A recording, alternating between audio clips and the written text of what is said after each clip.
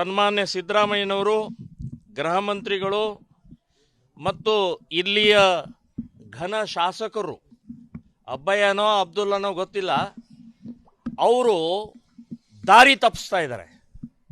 ಇಷ್ಟು ಕೇಸ್ ಇದ್ದಾವೆ, ಕ್ರಿಮಿನಲ್ ಇದ್ದಾನೆ ಅಂತ ಹೇಳಿ. ಸ್ವಾಮಿ, ಎಷ್ಟು ಕೇಸ್ ಇದ್ದಾವೆ, ಎಲ್ಲ ಕೇಸ್ನಲ್ಲೂ ನಿರ್ದೋಷ ಆಗಿ ಹೊರಗಡೆ ಬಂದಿದ್ದಾರೆ. ಒಂದು ಪೆಂಡಿಂಗ್ ಇಲ್ಲ, ಎಕ್ಸೆಪ್ಟ್ 92ರದ್ದು. 92ರ ನಂತರ ಕೇಸ್ಗಳಾಗಿದ್ದಾವೆ. 98, 2000, 2002, 2004 ಹೀಗೆ ಕೇಸ್ ಆಗಿದ್ದಾವೆ. ಸೊ ಆ ಕೇಸ್ಗಳಿಗೆ ಕೋರ್ಟ್ ಅಟೆಂಡ್ ಆಗಿದ್ದಾರೆ, ಪೊಲೀಸ್ ಸ್ಟೇಷನ್ಗೆ ಹೋಗಿದ್ದಾರೆ. ಸೊ ಅವಾಗ ಯಾಕೆ ಅರೆಸ್ಟ್ ಮಾಡಲಿಲ್ಲ?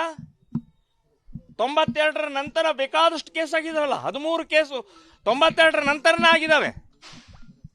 ಸೊ ಎಲ್ಲ ಕೇಸ್ಗಳು ನಿರ್ದೋಷದ ಬಿಡುಗಡೆ ಅಂತಿದೆ.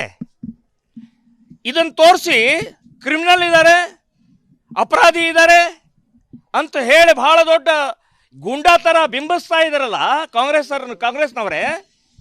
ಎಲ್ಲ ಬಿಡುಗಡೆ ಆಗಿದೆ, ಯಾವುದೇ ರೀತಿಯ ತಪ್ಪಿತಸ್ಥನೇ ನಿರ್ದೋಷ ಆಗಿ ಬಿಡುಗಡೆ ಮಾಡಿದೆ.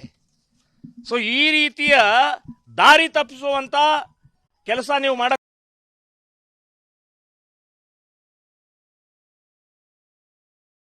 ಇದಾವೆ, ಕೇಸ್ ಇದಾವೆ. ನನ್ನನ್ನು ಹಾಗಾದ್ರೆ ಗಲ್ಲಿಗೇರಿಸಬೇಕಾಗಿತ್ತು. ಕೋರ್ಟ್ ನಿರ್ದೋಷ ಅಂತ ಹೇಳಿ ಎಲ್ಲ ಕೋರ್ಟ್ಗಳನ್ನ, ನನ್ನ ಕೇಸ್ ಎಲ್ಲ ಮೋದಿಗೆ 11ಕ್ಕೆ ಬಂದು ನಿಂತ್ಕೊಂಡಿದೆ. ಹಾಗಾದ್ರೆ ನಾನು ಕೂಡ ಗುಂಡಾನ? ಹಿಂದುತ್ವದ ಕೆಲಸ ಮಾಡಿದಂಥವ್ರು ಗುಂಡಾಗಳು, ರೌಡಿ ಸೀಟರು, ಕ್ರಿಮಿನಲ್ಸ್ ಆಗ್ತಾರಾ?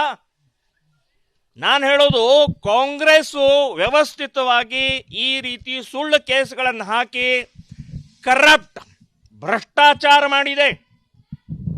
ತಮಗೆ ದುಡ್ಡು ಬೇಕು ಅಂತಂದ್ರೆ ಕೇಸ್ ಹಾಕಿ ಅಂತ ಹೇಳಿ ಇವತ್ತು ಈ ವ್ಯಕ್ತಿನೂ ಕೂಡ ಬೇರೆಯವ್ರನ್ನ ಯಾಕೆ ಅರೆಸ್ಟ್ ಮಾಡಿಲ್ಲ ಅಂತಂದ್ರೆ ಅವ್ರು ದುಡ್ಡು ಕೊಟ್ಟಿದ್ದಾರೆ, ಅಲ್ಲಿ ದುಡ್ಡು ವಸೂಲಿ ಮಾಡಿದ್ದಾರೆ. ಇವ್ರು ದುಡ್ಡು ಕೊಡಕ್ಕಾಗಿಲ್ಲ, ಹೀಗಾಗಿ ಇವ್ರನ್ನ ಅರೆಸ್ಟ್ ಮಾಡಿ ಒಳಗಡೆ ಹಾಕಿದ್ದಾರೆ. 2 ಕೈ ಆಪರೇಷನ್ ಆಗಿದೆ. 6 ತಿಂಗಳಲ್ಲಿ ಆಕ್ಸಿಡೆಂಟ್ ಆಗಿ 2 ಕೈ ಮೇಲೆತ್ತಕ್ಕಾಗೋದಿಲ್ಲ. ಆದರೂ ಕಷ್ಟದಿಂದ ಆಟೋ ಚಾಲಕ ಓಡಾಡ್ತಾ ಇದ್ದಾರೆ. ಮತ್ತು ಈ ಕೇಸ್ನಲ್ಲಿ ಇನ್ನೊಂದು ಬಹಳ ಮಹತ್ವದಂದ್ರೆ ದೊಂಬಿ ಕೇಸ್ ಅಂತ ಹೇಳಿದ್ದಾರೆ. ಇವತ್ತು ನನ್ನ ಹತ್ರ ಅವ್ರು ಯಾರ್ಯಾರು ಇದ್ದಾರೆ 13 ಜನರದ್ದು ಎಲ್ಲರೂ ಒಂದೊಂದು ದಿಕ್ಕಿನಲ್ಲಿ ಇರುವಂಥವ್ರು ಇದ್ದಾರೆ. ಕೇಶವಾಪುರ, ಚನ್ನಪೇಟೆ, ಅರವಿಂದ್ ನಗರ, ಹಳೆ ಹುಬ್ಳಿ, ಹೀಗೆ ಬೇರೆ ಬೇರೆಯವರು ಇದ್ದಾರೆ. ಇವರು ಅಂದರೆ ಯಾರ್ಯಾರನ್ನು ಹಿಡಿಯೋದು, ಈ ಕೇಸ್ನಲ್ಲಿ ಫಿಟ್ ಮಾಡೋದು. ಇವರು ಒಟ್ಟಿಗೆ ಇವ್ರು ಯಾರು ಒಬ್ರಿಗೊಬ್ರು ಸಂಬಂಧನೇ ಇಲ್ಲ, ಅವ್ರು ಯಾರು ಒಂದೇ ಸಂಘಟನೆಯವರಲ್ಲ. ಸೊ ಹೀಗಾಗಿ ದೊಂಬಿ ಕೇಸ್ನಲ್ಲಿ ಇವರೆಲ್ಲ ಒಟ್ಟಿಗೆ ಬೆಂಕಿ ಹಚ್ಚಿದ್ದಾರೆ, ಒಟ್ಟಿಗೆ ಗಲಾಟೆ ಮಾಡಿದ್ದಾರೆ ಅಂತನ್ನುವಂಥದ್ದು ಯಾವ ಆಧಾರ ಮೇಲೆ ಹೇಳ್ತೀರಿ? ಸೊ ಈ ರೀತಿ ವ್ಯವಸ್ಥಿತವಾಗಿ ಈಗ ರಾಮಮಯ ಆಗಿದೆ. ಇಡೀ ದೇಶದಲ್ಲಿ ಮನೆಯಲ್ಲಿ ಹಳ್ಳಿ ರಾಮಮಯ ಆಗಿದೆ. ಹೊಟ್ಟೆ ಉರಿತಾ ಇದೆ, ಇವರಿಗೆ ಹೊಟ್ಟೆ ಕಿಚ್ಚಾಗಿದೆ, ಬೆಂಕಿ ಹತ್ಕೊಂಡಿದೆ. ಲೋಕಸಭಾ ಚುನಾವಣೆ ಸೋಲಿನ ಭಯ ಬಂದಿದೆ ಇವರಿಗೆ. ಸಿದ್ದರಾಮಯ್ಯ ಅವರು ಹೇಳ್ತಾರ, ಶ್ರೀಕಾಂತ್ ಪೂಜಾರಿ ಸಮಾಜಘಾತಕ, ಅವನ ಮೇಲೆ ರೌಡಿ ಸೀಟರ್ ಅಂತೆಲ್ಲ ಹೇಳ್ತಾರೆ. ಈಗ ಅದನ್ನೇ ಹೇಳ್ತಾ ಇದ್ದೇನೆ, ಮಾನ್ಯ ಮುಖ್ಯಮಂತ್ರಿಗಳ ದಾರಿ ತಪ್ಸಕ್ ಹೋಗಬೇಡ್ರಿ. ರೌಡಿ ಸೀಟರ್ ಅಲ್ಲ, ರೌಡಿ ಸೀಟರ್ ಮುಗಿದೋಗಿದೆ, ಇಲ್ಲ. ಈಗ ಆ ಲಿಸ್ಟ್ ನಲ್ಲಿ ತೋರಿಸಿ ನೋಡೋಣ. ಮತ್ತು ಅಪರಾಧಿ ಅಂತ ಮೇಲಿನ ಮೇಲೆ ಹೇಳ್ತಾ ಇದ್ದಾರೆ. ಅಪರಾಧಿ ಅಲ್ಲ, ಆರೋಪಿತ ಅವನು. ಅಪರಾಧಿ ಯಾವಾಗ ಆಗ್ತಾನೆ? ಕೋರ್ಟ್ ಅವನಿಗೆ ಶಿಕ್ಷೆ ಕೊಟ್ರೆ ಅಪರಾಧಿ ಆಗ್ತಾನೆ ಅವನು. ಕೋರ್ಟ್ ಯಾವುದೇ ಕೇಸ್ನಲ್ಲೂ 14ರಲ್ಲಿ ಯಾವುದೇ ಕೇಸ್ನಲ್ಲೂ ಅಪರಾಧಿ ಅಂತ ಇಲ್ಲ, ಶಿಕ್ಷೆ ಕೊಟ್ಟಿಲ್ಲ.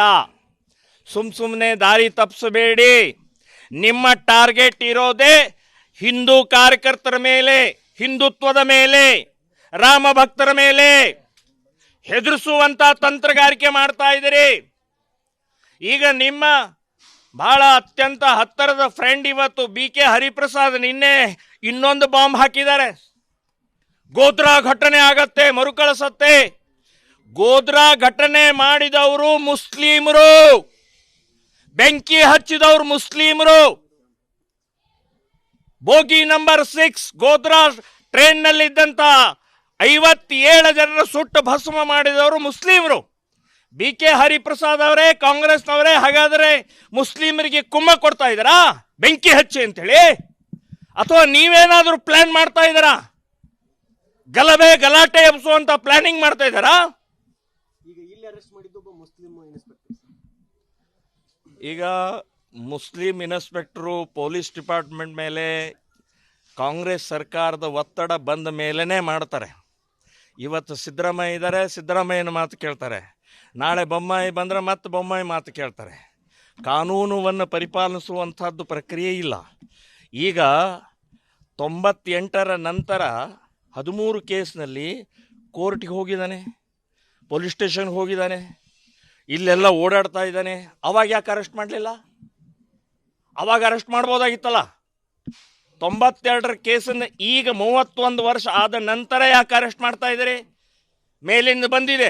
ಎಲ್ಲೆಲ್ಲಿ ರಾಮ ಭಕ್ತರು ಅಥವಾ ಯಾವ್ಯಾವ ಹಳೆ ಕೇಸ್ ಇದ್ದಾವೆ, ಹಿಂದೂ ಕಾರ್ಯಕರ್ತರು ಎಲ್ಲ ರಿಓಪನ್ ಮಾಡಿ ಅರೆಸ್ಟ್ ಮಾಡಿ ಒಳಗಡೆ ಹಾಕ್ರಿ ಅಂತೇಳಿ ಮಾನ್ಯ ಸಿದ್ದರಾಮಯ್ಯನವರೇ ಹೇಳಿರ್ತಾರೆ. ಅವರಿಗೆ ಹಿಂದುತ್ವ ಆಗೋದಿಲ್ಲ. ಅವರಿಗೆ ಓಪನ್ ಆಗಿ ಹೇಳಿದ್ದಾರೆ, ನನಗೆ ಹಿಂದುತ್ವ ಆಗೋದಿಲ್ಲ ಅಂತೇಳಿ. ಕೇಸರಿ ಪೇಟ ತೆಗೆದು ಬಿಸಾಕ್ತಾರೆ. ಯಾವ ದೇಶದಲ್ಲಿ ಇದ್ದಾರೆ ನೀವು?